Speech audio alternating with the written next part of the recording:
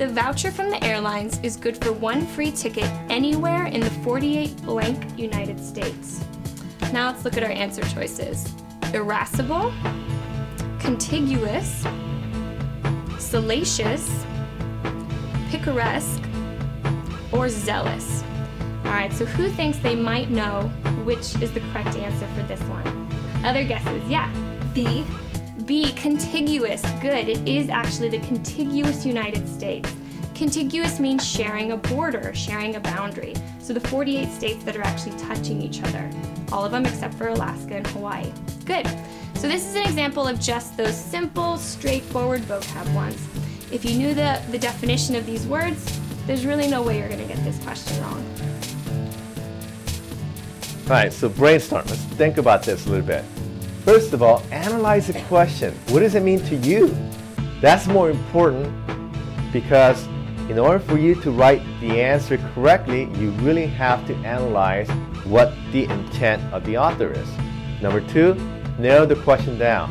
I could say Kobe Bryant is a great basketball player, but man, I could write a whole book about that, right? You only have 4 to 5 paragraphs to write in this essay, so I need to narrow it down. So perhaps Kobe Bryant, among the players who dropped out of high school, has one of the highest three-point percentage success rate in the Western Conference.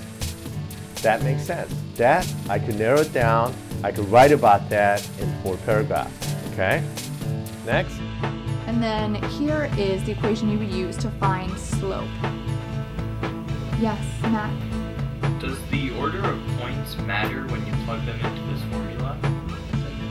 So here we see there's x2 and x1 and y2 and y1. And it really doesn't matter which point you use for x1, y1 or x2, y2. The important thing is Sit where it counts.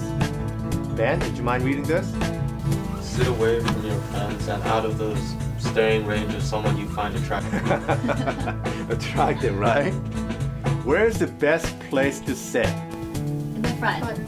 That's right. Studies have shown that people who sit in the center front tend to get the highest grades. Why? You pay attention, right? If you're sitting in the back of the classroom, some of these universities have 400, 500, 700 seats.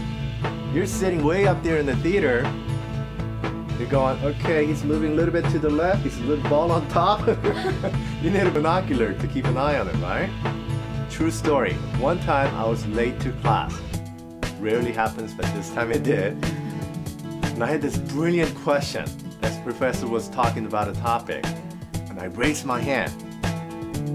Yeah, question back there. He points to me. And guess what?